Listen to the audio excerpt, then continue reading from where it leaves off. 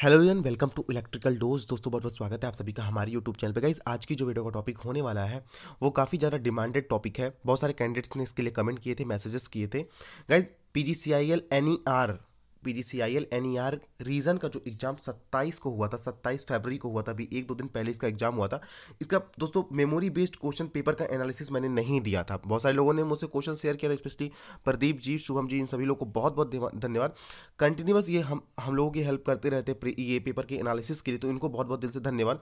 तो ये पेपर दोस्तों, ये वीडियो मैं इसी पेपर के एनालिसिस में बना रहा हूँ। पीजीसीएल एनईआर का डिप्लोमा ट्रेनिंग का जो एग्जाम 27 फरवरी को हुआ था, उसी पर मैं एनालिसिस के लिए ये वीडियो बना रहा हूँ। मेमोरी बेस्ड क्वेश्चन है दोस्तों, जिस टाइप से मुझे क्वेश्चन मिले उसी टाइप का मैं वीडियो बना रहा हूँ। अगर इसमें थोड़ी सी त्रुटि रह जाती है तो उसके लिए मैं आप सभी लोग से पहले ही सॉरी बोल देता हूँ। और इस वीडियो में बेसिकली हम कवर करेंगे दोस्तों किस टाइप के क्वेश्चन आए थे। बेसिकली एक चीज़ को ध्यान में रखिएगा, मैं ये क्वेश्चन के आंसर नहीं पढ़ाने जा रहा हूँ या फिर आपको यहाँ पर पेपर एनालिसिस नहीं कराने जा रहा हूँ। मैं यहाँ पर आपको ये एनालिसिस कर रहा हूँ कि किस टाइप के क्वेश्चंस आए हुए थे और क्या क्या क्वेश्चन आए हुए थे, और इसी के संदर्भ में आप जो टॉपिक्स के क्वेश्चन आए हुए थे उन्हीं टॉपिक्स के इर्द गिर्द रिलेवेंट टॉपिक आप पढ़ लीजिएगा, तो वहाँ से आपको कहीं ना कुछ जरूर फायदा मिलेगा। बहुत सारे दोस्तों यहाँ पर नए टॉपिक्स भी हर एग्जाम में आते रहते हैं, तो बहुत सारे कैंडिडेट्स परेशान होते हैं। तो मैं उनके लिए कहना चाहूँगा कि उलझे रहेंगे तो एक दिन सुलझ जाएंगे। क्योंकि देखिए हर एग्जाम में नए टॉपिक्स आएंगे, उनको उलझ के कोई फ़ायदा नहीं है। आप बहुत ज़्यादा परेशान होने से कोई फ़ायदा नहीं है, उनमें उलझे रहिए।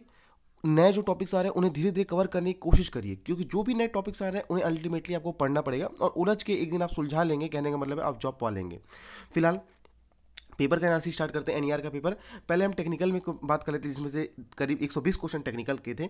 तो पहला क्वेश्चन था विच one is not a unit of current. इसमें से करंट की यूनिट कौन है? तो चार ऑप्शन के अकॉर्डिंग आप मार देंगे। Voltage restrain over current relay कौन सी होती है? तो इंपीडेंस रिले होती है। इनमें से कौन सी रिले थर्मल रिले नहीं होती? तो ये ऑप्शन के अकॉर्डिंग आप मार सकते हैं। कुछ क्वेश्चन देखिए दोस्तों, जो भी जिस टाइप से है उसी टाइप से मैंने आंसर यहाँ पर लिखे हुए हैं। सर्किट ब्रेकर का कॉन्टैक्ट्स ओपन होने पर कौन सा वोल्टेज प्रोड्यूस होता है? तो रीस्ट्राइकिंग वोल्टेज। जब कॉन्टैक्ट्स ओपन होते हैं तो रीस्ट्राइकिंग वोल्टेज प्रोड्यूस होता है। अमीटर में लो रेजिस्टेंस क्यों लगाते हैं? दोस्तों इसका ऑप्शन, आप ऑप्शन के अकॉर्डिंग इसका आप आंसर मारेंगे। ठीक है, कई चीज़ें होती हैं इसके लो रेजिस्टेंस लगाने के पीछे। वोल्टेज सोर्स के सीरीज में रेपरेशन लगाने पर कौन सा नेटवर्क बनता है? तो थेवेनिन नेटवर्क बनता है। ठीक है, और यहाँ पर अगर हम करंट सोर्स के पैरेलल में क्या लगाते हैं? तो करंट सोर्स के पैरेलल में जो हाई रेजिस्टेंस, कभी कभी आपका देखिए ऑप्शन मेरे पास नहीं है तो मैं एग्जैक्ट आंसर नहीं बता पाऊंगा। मैं जो भी आंसर है वो बताऊंगा जो भी दिमाग में है। हाई रेजिस्टेंस, या फिर आप बोल सकते हैं करंट सोर्स के पैरेलल में आप हाई रेजिस्टेंस या इनफाइनाइट रेजिस्टेंस ही लगाने की कोशिश करते हैं। ये चीज़ आप थोड़ा सा ऑप्शन के अकॉर्डिंग भी आपको क्लिक करनी पड़ेगी। लो कंडक्टेंस भी आप बोल सकते हैं। ठीक है, लो कंडक्टेंस अगर आपका आंसर होगा तो लो कंडक्टेंस आप आराम से कर दीजिए। मिलीमीटर क्या मेजर नहीं करता? तो मिलीमीटर दोस्तों बेसिकली पावर नहीं मेजर करता है, बाकी जो आप देख सकते हैं ऑप्शन के अकॉर्डिंग। और माइक्रो प्रोसेसर क्वेश्चन थे दोस्तों, तो माइक्रो प्रोसेसर के कुछ क्वेश्चन मैं आपको बता दूँ। माइक्रो प्रोसेसर में कितने बिट होते हैं? 8051 में रैम कितने बाइट का होता है, और इंस्ट्रक्शन से रिलेटेड तीन चार क्वेश्चन थे। तो इंस्ट्रक्शन या फिर आपको माइक्रो प्रोसेसर में, चाहे वो 8051 हो, 8085 हो, तो जितने भी हैं उनको माइक्रो प्रोसेसर में आप जरूर पढ़ लीजिए, उनकी नोट्स बना लीजिए। आप किसी भी यूट्यूब चैनल को फॉलो कर सकते हैं। देखिए मैं ये कहूँगा कि 2-3 यूट्यूब चैनल को फॉलो कर लीजिए, एक कॉमन नोट्स बना लीजिए, ताकि आपका क्वेश्चंस गैदर हो जाए। ठीक है, बहुत ज़्यादा घुसने की जरूरत नहीं है, लेकिन आपको नंबर ऑफ क्वेश्चंस तो बढ़ाने ही पड़ेंगे। Advantage of DC in comparison to AC, तो ये ऑप्शन के अकॉर्डिंग करेंगे। Which one is singly excited motor? तो सिंगली कौन सा एक्साइटेड मोटर, ये भी आप ऑप्शन के अकॉर्डिंग चूज करेंगे। किस मोटर में रोटेटिंग मैग्नेटिक फील्ड होता है? तो इंडक्शन मोटर में रोटेटिंग मैग्नेटिक फील्ड होता है। बाकी ऑप्शन के अकॉर्डिंग मैंने जैसा कि बता दिया। लिमिटर सर्किट किसे कहते हैं?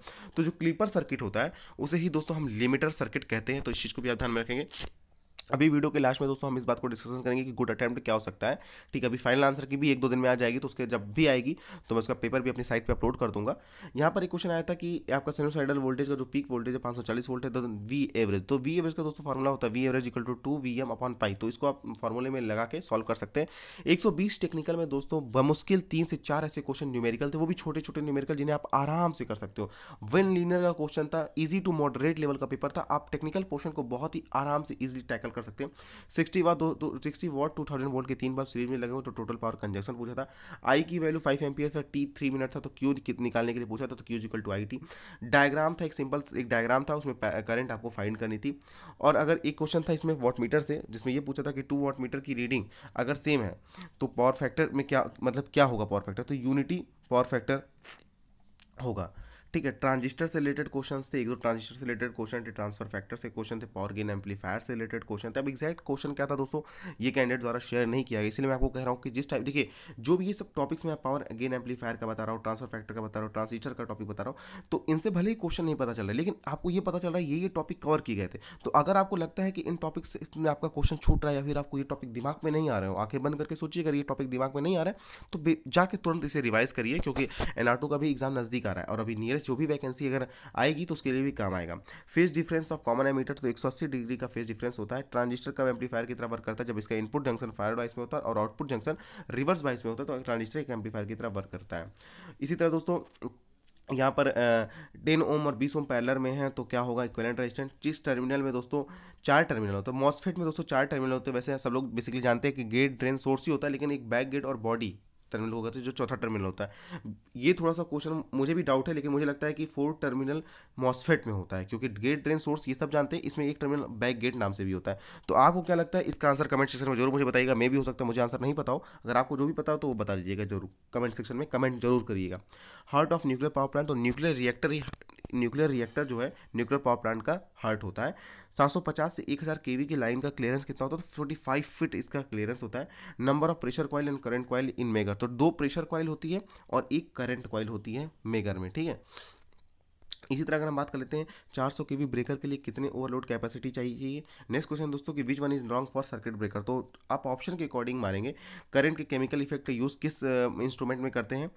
इंटीग्रेटेड टाइप इंस्ट्रूमेंट कौन से होते हैं, तो integrated type instrument watt hour meter होता है और आपका एनर्जी मीटर होता है, ये सब इंटीग्रेटेड इंस्ट्रूमेंट होते हैं। Circuit diagram of positive clipper, तो positive clipper, negative clipper, clamper circuit, ये सारे डायग्राम्स आप देखिए बहुत सारे एग्जाम्स में कॉमनली आते हैं कि किसका किसका डायग्राम, आपको डायग्राम दे दिया और पूछ लिया कि 4-5 ऑप्शन देके कि ये किसका डायग्राम है।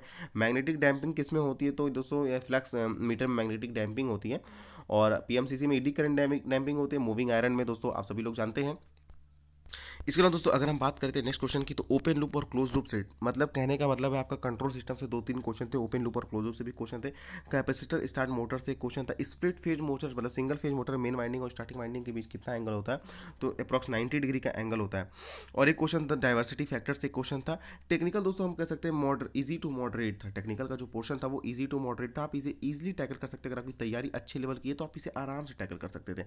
नॉन टेक पोर्शन की अगर हम बात कर लेते तो रीजनिंग 15 नंबर का था, मैथ्स चूंकि क्वेश्चन मिक्स थे तो कैंडिडेट्स को एग्जैक्ट डेटा नहीं आता है, लेकिन ये अप्रॉक्स डेटा है कि रीजनिंग 15 नंबर की थी, इंग्लिश 15 नंबर की थी और मैथ 20 नंबर की थी। देखिए अगर हम बात कर लेते हैं रीजनिंग की, सबसे पहले रीजनिंग में दोस्तों इजी थी रीजनिंग, सीरीज के 3-4 क्वेश्चन थे, ब्लड रिलेशन के 3 क्वेश्चन थे, फिगर के 2 क्वेश्चन थे, एनालॉजी भी थी। और इसी तरह अगर हम मैथ की पूछ लेते हैं तो मैथ में मॉडरेट लेवल के क्वेश्चन थे, ठीक है। प्रोबेबिलिटी के क्वेश्चन था, बहुत इजी क्वेश्चन था प्रोबेबिलिटी का, जिसे आप आराम से टैकल कर सकते हैं। नंबर सिस्टम के 3-4 क्वेश्चन थे, प्रॉफिट लॉस के क्वेश्चन थे, मिक्सचर का एक क्वेश्चन था, वर्क टाइम का क्वेश्चन था, LCM SCM इससे भी रिलेटेड कुछ क्वेश्चन रहे थे। इंग्लिश की अगर हम बात कर लेते हैं तो इंग्लिश में सिनोनिम्स के 2 क्वेश्चन थे, प्रीपोजिशन के 2 क्वेश्चन थे, एक्टिव पैसिव वॉइस के 2 क्वेश्चन थे, फिल इन द ब्लैंक्स में अप्रोप्रिएट आपको वर्ड फिल करना था कि क्या हो सकता है, उसमें 2 क्वेश्चन थे, एरर से भी रिलेटेड 2-3 क्वेश्चन थे। तो ये एक पूरा बैलेंस्ड पेपर था, बहुत ज़्यादा हाई लेवल के क्वेश्चन इस पेपर में नहीं आए हुए थे।